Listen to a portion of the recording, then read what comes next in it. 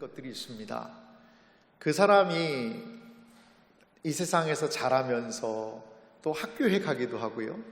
또 학교를 마친 다음에 또 왜 직장을 가지 않습니까? 직장 생활을 하고 또 사랑하는 사람을 만나 결혼도 하고 자녀들도 낳고 하는 그러한 인생에 있어서 의미가 있는 많은 행동들을 하게 됩니다. 그런데 이러한 모든 것들이 가능하게 한 가장 중요한 것, 그것은 무엇일까요? 바로 이 땅에 태어나는 것이죠. 여러분, 이 세상에는 많은 아이들이 태어나고 있습니다. 그래서 자녀의 출생이 뭐 그리 대수인가라고 생각할 수 있지만 한 생명이 이 땅에 태어난다는 것, 이것이 얼마나 신비로운 일인지 몰라요. 한 생명이 그 어머니의 뱃속에서 10달이라는 시간을 인내하고 이 땅에 응애하면서 태어난 것보다 더욱더 우리를 기쁘게 하고 놀라운 신비가 어디 있을까요? 그런데 성경에서는요, 이거보다 더욱 놀라운 이야기를 이야기하고 있습니다. 그것은 바로 예수님이 태어나시는 장면이라는 것이죠. 예수님의 탄생 이야기는 너무나도 놀라움으로 신비로움으로 가득 차 있습니다. 사도신경의 세 번째 신앙 고백은 바로 예수님의 태어나시는 그 장면을 고백하고 있습니다. 예수님에 대하여 세 번째 신앙 고백은 예수님의 독특하고도 특별한 탄생에 대한 신앙 고백으로서 이는 성령으로 잉태하사 동정녀 마리아에게 나시고 라는 이 부분입니다. 오늘 사도신경을 통하여서 우리가 무엇을 믿는 사람이고 어떻게 신앙을 고백해야 할 것인지를 오늘 이 세 번째 신앙 고백을 통하여 살펴보기 원합니다. 먼저 예수님의 이 탄생의 의미를 살펴볼 때 성령으로 잉태되셨다는 이 부분을 우리가 주목할 필요가 있습니다. 오늘 성경 본문을 좀 다시 자세히 좀 살펴보겠는데요. 마태복음 1장 18절 말씀을 좀 제가 읽으면서 보겠습니다. 예수 그리스도의 나심은 이러하니라. 그의 어머니 마리아가 요셉과 약혼하고 동거하기 전에 성령으로 잉태된 것이 나타났더니, 성경은 예수님이 요셉과 마리아가 동거하기 전에 성령으로 잉태가 되었다라고 명시적으로 소개하고 있습니다. 19절을 계속 읽어보면요, 그의 남편 요셉은 의로운 사람이라 그를 드러내지 아니하고 가만히 끊고자 하여 결혼도 안 한 여인이 아이를 낳았다는 것을, 아이를 잉태했다는 것은요, 이건 있을 수 없는 일이기 때문에 이 요셉은 그것을 가만히 끊고자 했다는 것이죠. 그런데 20절에 이런 상황이 일어납니다. 이 일을 생각할 때에 주의 사자가 현몽하여 이르되, 꿈에서 나타났다는 겁니다. 다윗의 자손 요셉아, 내 아내 마리아 데려오기를 무서워하지 말라. 그에게 잉태된 자는 성령으로 된 것이라. 분명히 천사의 이 고지를 통하여 그 마리아의 뱃속에 잉태된 아이가 성령으로 되었다라고 기록하고 있는 것입니다. 이러한 모든 상황을 파악한 이 남편 요셉은 25절 말씀 보니까요, 아들을 낳기까지 동침하지 아니하더니 낳음의 이름을 예수라 하니라 라고 이야기하고 있습니다. 이 마태복음이 보여주고 있는 것은요, 마리아의 잉태, 이것이 성령의 능력으로 된 것이다 라는 것을 지속적으로 강조하고 있습니다. 사복음서 중에요, 이 예수님께서 성령으로 잉태됐다라는 이 이야기를 또 언급하고 있는 것이 누가복음입니다.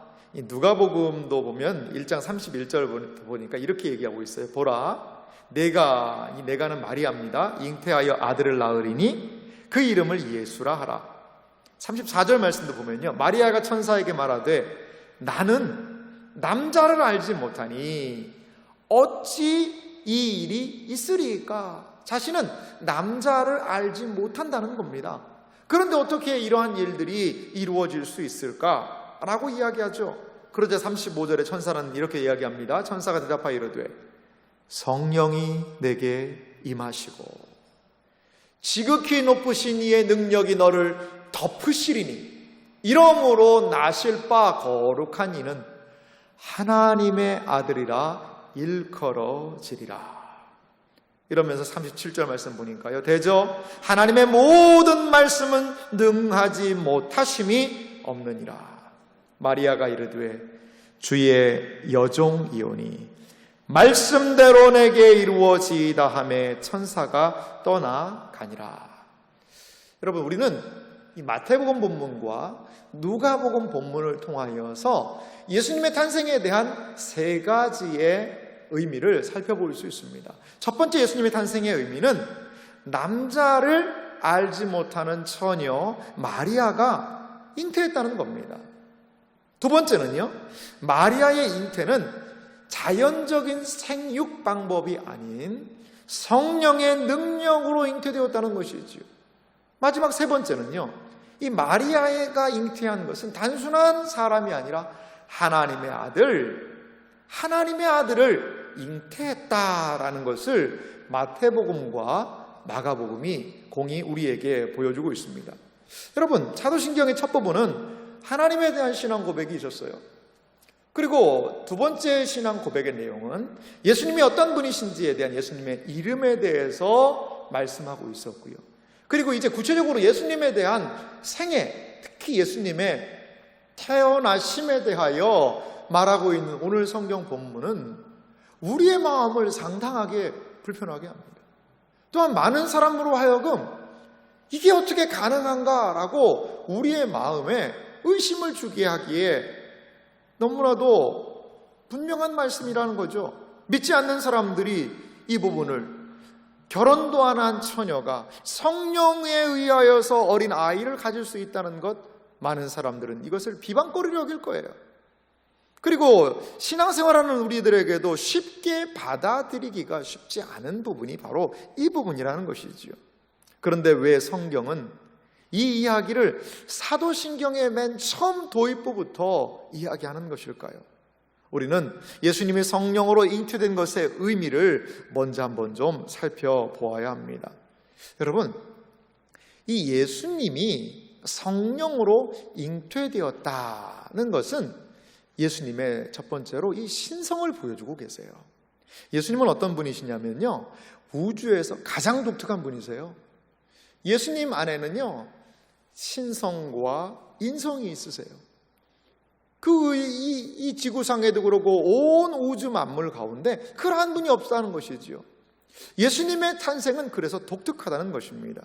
특별히 예수님이 성령으로 잉태되었다라는 것은 예수님의 신성을 보여주는 사건으로서 이사야 7장 14절, 오늘 본문에도 있었습니다만 이사야 선지자는 이렇게 예언을 했습니다. 그러므로 주께서 친히 징조를 너희에게 주실 것이라. 보라, 처녀가 잉태하여 아들을 낳을 것이요 그의 이름을 임마누엘이라 하리라. 처녀가 잉태하여 아들을 낳겠다라고 이야기합니다. 또한 그의 이름은 임마누엘, 하나님이 우리와 함께 계신다. 하나님이 함께 계시는 놀라운 그 징조 사건이라는 것이죠. 그냥 일반 여인이 아들을 낳았다, 그것은 징조가 될 수 없습니다. 하지만 남자를 알지 못하는 처녀가 아이를 낳았다는 것은 매우 큰 징조고, 그 낳은 아이는 보통 아이가 아니라 임마누엘, 하나님이 우리와 함께 계신 징조요, 하나님이 우리와 함께 계신 증거다라고 이야기하고 있다는 것입니다. 예수님의 성령으로 잉태된 사건은 예수님이 완전하신 하나님이라는 것을 보여주고 있습니다. 하나님의 초자연적인 능력에 의하여 마리아는 임신을 하였다는 것이지요. 생물학적인 법칙을 초월하는 전적인 하나님의 능력이 이 여인 마리아에게 임했다는 것입니다. 성령으로 잉태되었다는 것은 예수님이 단순한 인간이 아니라 완전하신 하나님이시라는 것을 우리에게 말해주고 있습니다. 예수님은요, 마리아에게 잉태되기 전부터 삼위 하나님으로 영원히 선재하신, 미리 계신 성자 하나님이셨습니다. 하지만 그분께서는 마리아의 몸에 성령으로 잉태됨으로 말미암아 초자연적인 능력으로만 이것은 가능한 일이었다는 것이죠. 이것을 통하여 우리는 예수님이 신성을 가지신 하나님이라는 것을 알 수가 있습니다. 성령으로 잉태됐다는 또 하나의 의미가 있어요. 그것은 뭐냐면 예수님의 이것은 성육신을 나타내고 있습니다. 신약 성경의 관심은요, 단순히 한 아기가 태어났다는 것에 관심만을 두지는 않습니다.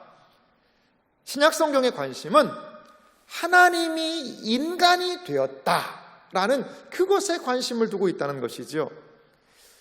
요한복음 1장 14절 말씀 보니까요, 이렇게 성경이 이야기를 하고 있습니다. 말씀이 육신이 되어, 이 말씀은 이 땅에 성육신 하신 예수 그리스도를 이야기하죠.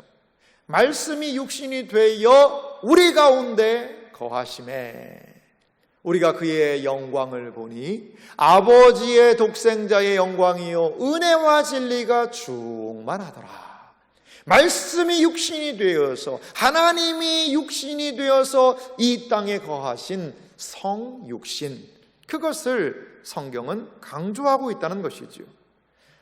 예수님의 탄생이 단순한 아기의 출생이 아니라 오랫동안 기다려오던 구약 이스라엘의 그 구속자가 오심이며 하나님이 이 땅에 임마누엘로 탄생하신 사건이라는 것을 강조하고 있다는 것입니다. 성령으로 잉태되심은 바로 이러한 성육신 하나님, 하나님께서 어떻게 인간이 되실 수 있는가? 그것은 성령의 능력으로 잉태되는 이 사건, 이것이 바로 성육신의 방법이다는 것을 보여주고 있습니다. 마지막으로 이 성령의 잉태됨의 의미가 있습니다. 그것은 뭐냐면요, 죄 없는 존재임을 의미합니다. 성령으로 잉태되셨다는 것은 예수님께서는요, 에게는 죄가 없다는, 예수님은 죄가 없으시다는 것을 우리에게 보여주고 있어요. 히브리서 4장 15절에 이렇게 얘기합니다. 우리에게 있는 대제사장은 우리의 연약함을 동정하지 못하실 리가 아니요 모든 일에 우리와 똑같이 시험을 받으신 이로되 죄는 없으시니라. 예수님은 성령의 능력으로 태어나신 분이기 때문에 죄가 없으시다는 것이지요. 죄 없는 육체는 구약 성경의 제사의 제물과도 연결이 되어 있습니다. 구약 시대의 제물을 드릴 때 어떠한 제물을 드리나요? 흠 없는 제물을 드립니다. 흠 없는 양을 드리지요. 흠이 없어야 돼요. 흠이 없는 제물만이 온전한 제물로서의 기능을 감당할 수 있다는 것이지요. 인간의 죄 문제를 해결하기 위해서는 죄 없는 육체가 필요하다는 것입니다. 하지만 인간의 보통 생육 방법으로 출생한 모든 인류는 죄 아래 놓여 있을 수밖에 없습니다. 성경에 등장하는 어떤 사람도요, 성경에 많은 인물이 등장하지만 예수님과 같은 방식으로 태어난 사람은 없습니다. 오직 예수님만이 이러한 방식을 취하셨다는 것을 우리는 기억할 필요가 있습니다. 모든 사람이 죄를 범하였고 그들은 죄의 영향력 아래 태어났지만 예수님은 죄와는 무관한 존재로 성령의 능력으로 태어나셨다라는 것입니다. 우리 신앙의 선배들은 이 소결의 문답을 통하여서요, 이 부분을 좀 이렇게 정리했습니다. 소결의 문답 16번을 보니까요, 아담의 첫 범죄로 모든 인류가 타락했습니까? 여러분 답은 좀 한 목소리로 자막을 준비했으니 같이 한번 읽어보겠습니다. 천천히 같이 읽겠습니다. 아담과 맺은 언약은 아담만이 아니라 아담의 후손과도 맺은 것이므로 정상적인 출생 방법으로 태어난 모든 인류는 아담의 첫 범죄 때에 아담 안에서 범죄하고 아담과 함께 타락했습니다. 자, 그 부분 계속 보여주세요. 모든 인류는 어떻게 됐다는 거죠? 아담의 첫 범죄 때에 아담 안에서 범죄하고 아담과 함께 타락했다는 거예요. 이것을 대표설이라고 얘기합니다. 그리고 또한 우리의 죄가 이 자자손손으로 유전된다는 그런 의미가 분명히 있습니다. 인류의 대표로서 아담이 범죄를 하니까 그 모든 자녀들, 후손들도 다 그 죄의 영향력 아래 놓이게 되었다는 것이지요. 하지만 예수님께서는 성령의 능력으로 태어나심으로 인하여서 아담의 계보가 아니라 여인의 배에서, 여인에게서, 여인의 후손으로 태어나게 되었다는 것입니다. 이러한 예수님께서는 죄 없는 존재로 태어나심이 성령으로 잉태되었다는 의미입니다. 성령으로 잉태되심은 인간과는 다른 하나님으로서의 모습을 우리에게 명확하게 보여주고 있습니다. 그렇다면요, 두 번째로요, 예수님의 탄생의 의미를 살펴보면서 그러면 동정녀 마리아에게 났다는 것은 예수님의 탄생에 있어서 어떠한 의미가 있을까? 우리가 좀 생각해 보도록 하겠습니다. 먼저는요, 이 동정녀 처녀 마리아에게 나심은 예수님의 인성을 보여주는 그러한 상징적인 의미가 있습니다.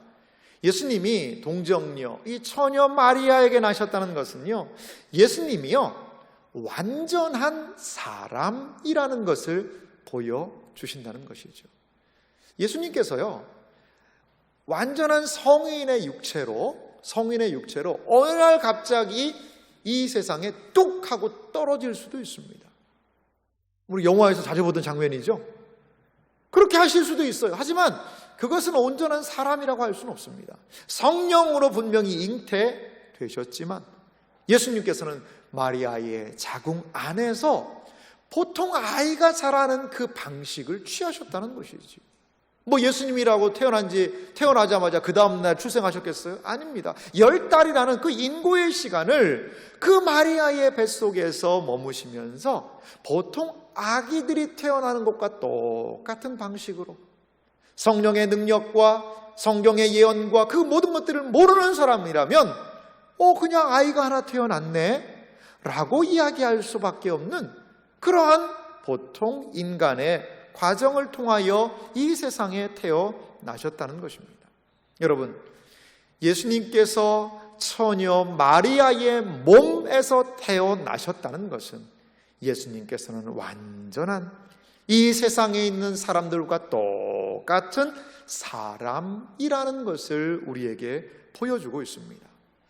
또한 이 처녀 마리아에게 나신 것에 대한 것을 살펴볼 때 우리 마리아에 대한 로만 카톨릭의 오해를 좀 생각해 볼 수가 있습니다. 이 로만 카톨릭은요, 마리아가 이 예수님을 낳았다는 것을요 너무나도 크게 여깁니다. 그래서 심지어 뭘 주장하는 줄 아세요? 마리아가요 죄 없는 상태에서 예수님을 낳다는 거예요. 마리아 자체도요 죄를 안 지었다는 거예요. 그리고 이 마리아는요 우리의 중보자가 된다는 거예요. 자, 예수님의 어머니가 누구예요? 마리아죠. 그러니까 마리아에게 열심히 기도하면 마리아가 예수님의 귀에다 대고 좀 들어주세요 이렇게 얘기한다는 거예요. 그러면 예수님이 누구 말은 들어요?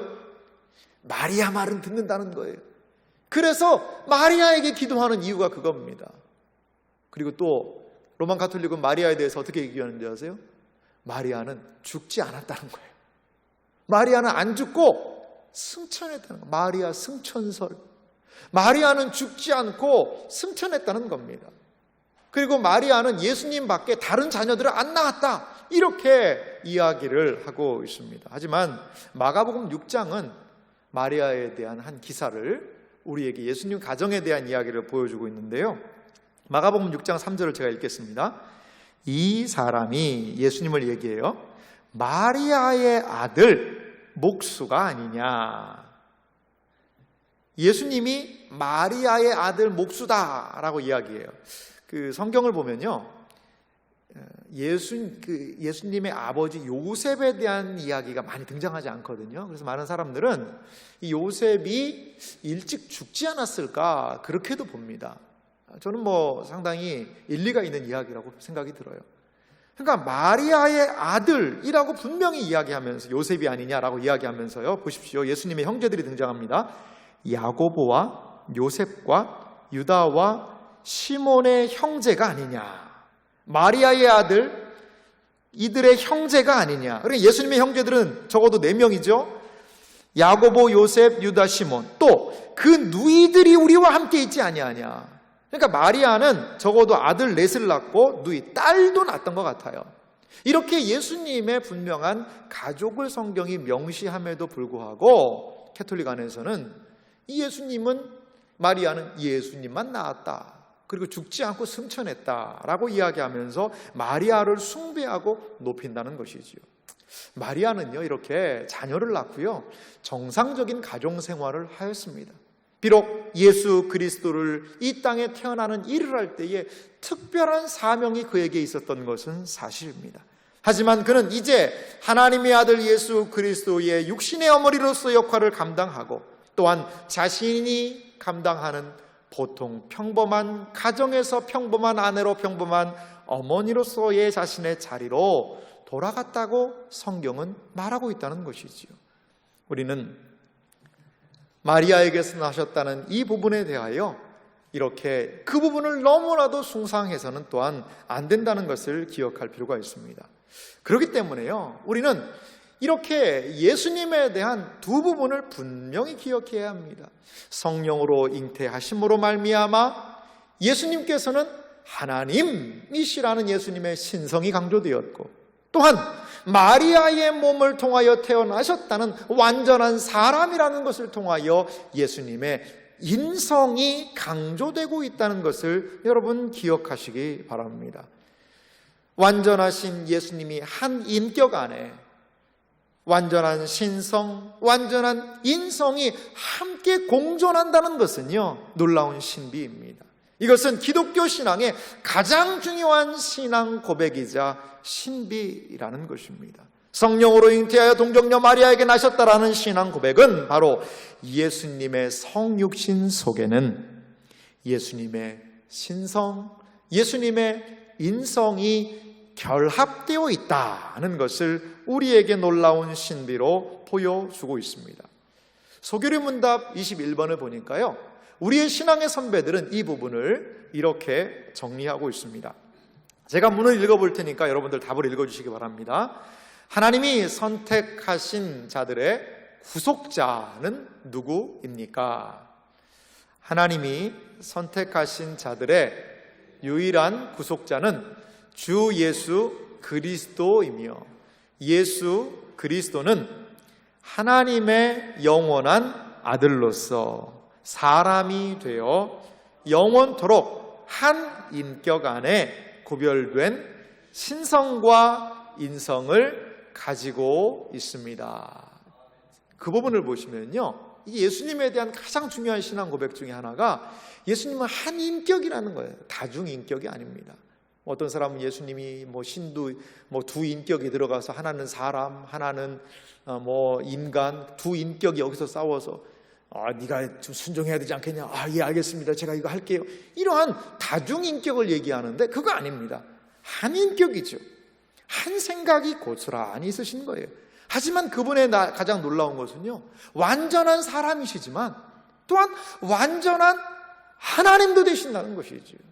이것을 우리는 사도 신경을 통하여 성령으로 잉태되고 동정녀 마리아에게 나셨다는 것을 통하여 고백한다는 것입니다.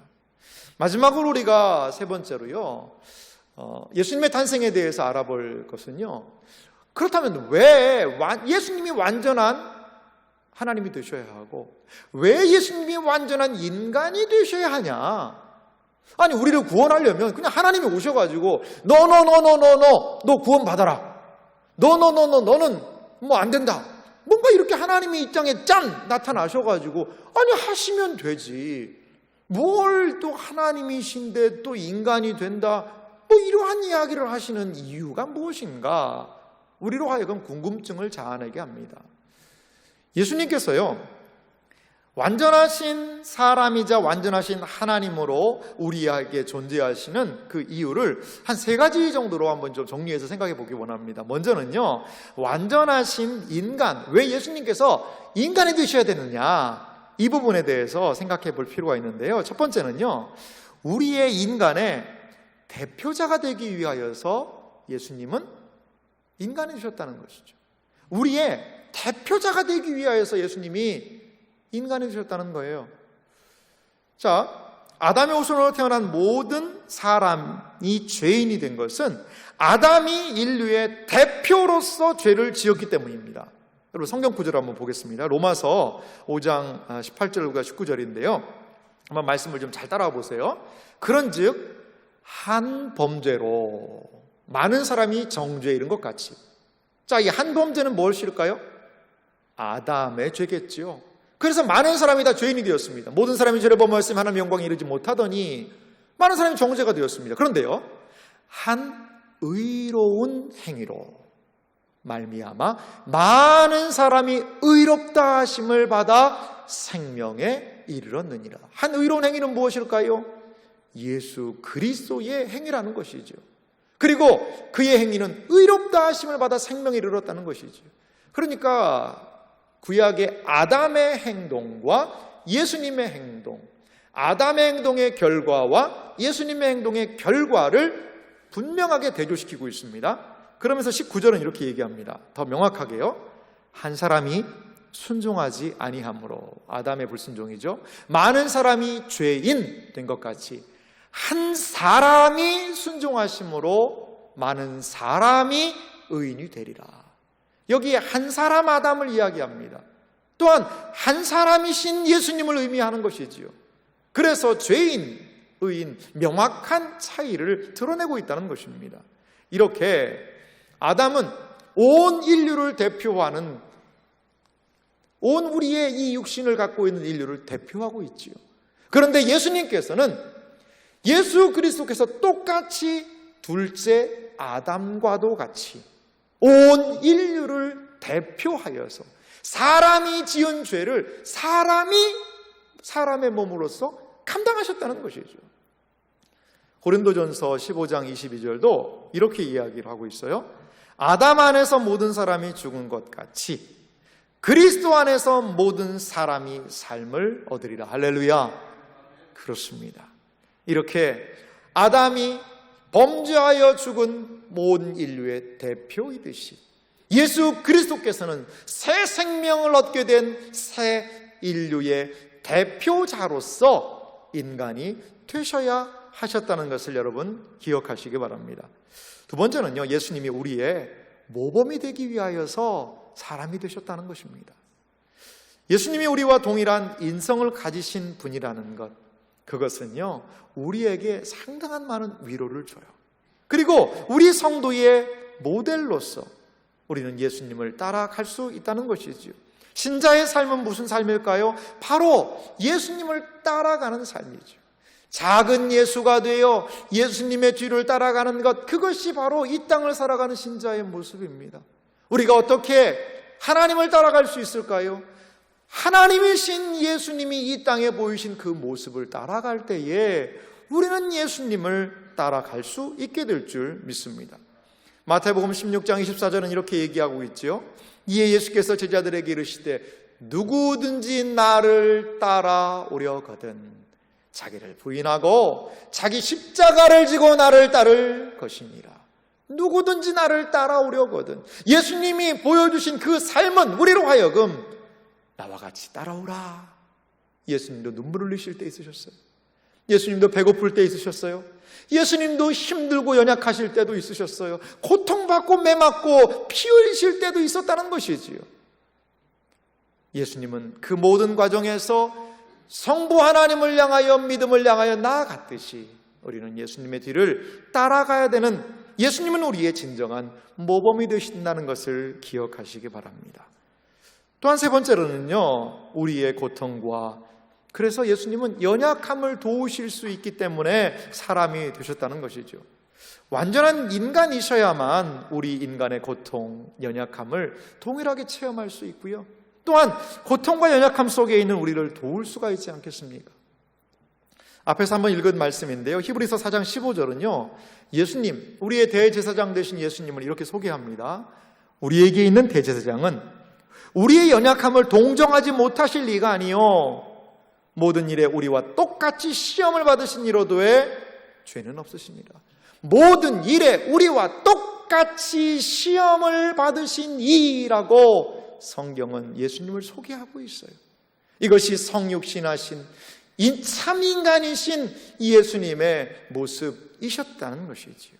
우리는 완전한 인간으로 우리에게 모범을 보여주시고 우리에게 본을 보여주시고 또한 우리를 아시며 우리를 돕고 계시는 그 예수님을 생각하게 됩니다. 또한 이 예수님이 완전하신 하나님이셔야 됐던 이유는 무엇일까요?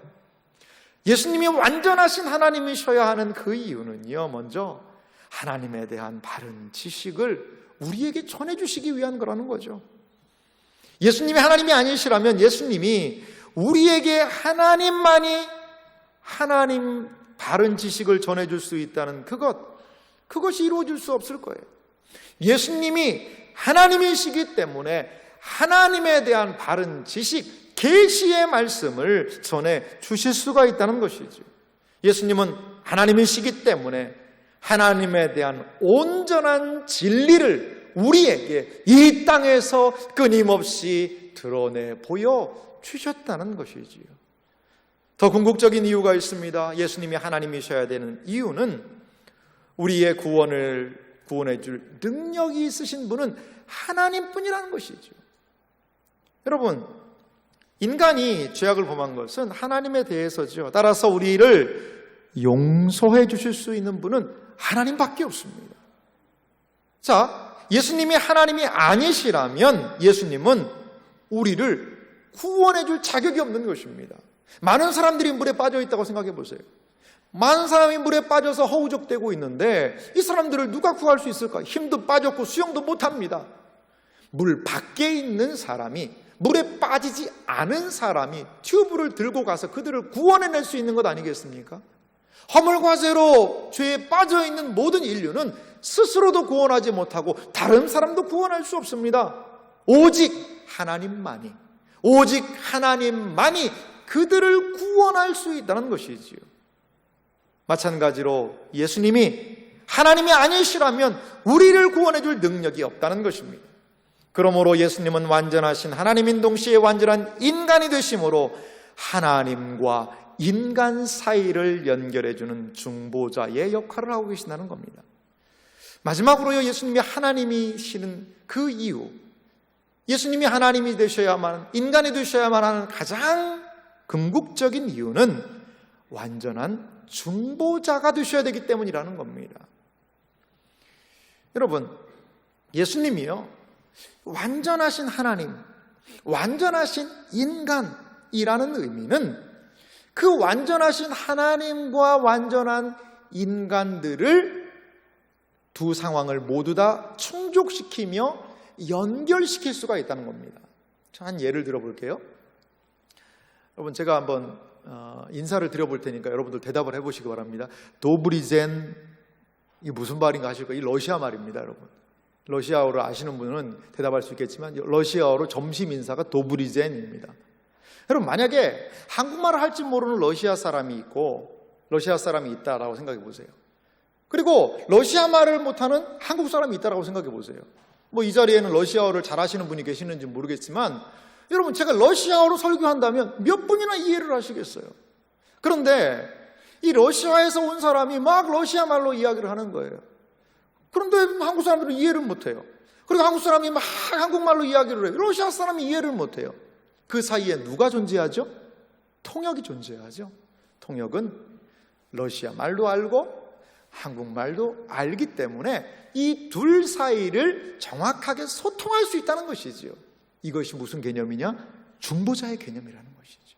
예수님이 왜 참 사람이자 참 하나님이셔야 했을까요? 우리를 구원하기 위하여 우리의 형편과 상황과 처지를 하나님께 아뢰을 수 있는 분, 하나님의 뜻과 하나님의 계획과 하나님의 목적을 또한 우리에게 알려주실 수 있는 분, 이 두 중보자의 역할을 충족하기 위하여서 예수님은 참 하나님으로 참 사람으로 이 세상에 오셨다는 것을 여러분 믿으시기 바랍니다. 디모데전서 2장 5절은 말합니다. 하나님은 한 분이시요 하나님과 사람 사이에 중보자도 한 분이시니 곧 사람이신 그리스도 예수라. 할렐루야. 하나님과 사람 사이에 오직 중보자는 사람이시자 하나님이신 예수 그리스도 한 분이심을 믿으시기 바랍니다. 우리의 구원은 하나님과 우리 인간 사이의 유일한 중보가 있느냐 없느냐에 달려 있습니다.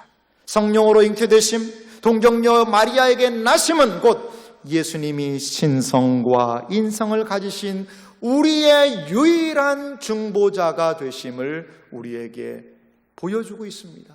이것이 바로 세 번째 사도신경의 고백의 의미인 것입니다. 사랑하는 성도 여러분, 완전한 하나님, 완전한 인간, 중보자 되신 예수 그리스도를 온전히 믿고 고백하며 나아가는 여러분들이 되시기를 간절히 소망합니다. 우리가 무엇을 믿는 사람입니까? 바로 예수님께서 초자연적인 방법으로 그리고 인간적인 방법 안에서 이 땅에 오셨다라는 것을 믿는 사람 우리들임을 믿습니다. 그분은 이 모든 과정을 통하여 진정한 우리의 중보자와 구속자와 구원자가 되셨음을 믿습니다. 우리는 이것을 믿는 사람입니다. 우리는 예수님을 의지하는 사람들입니다. 우리의 삶이 이 예수님에 대한 바른 신앙 고백 위에 세워지는 복된 인생이 되시기를 주님의 이름으로 축원합니다. 같이 기도하겠습니다. 이 시간 우리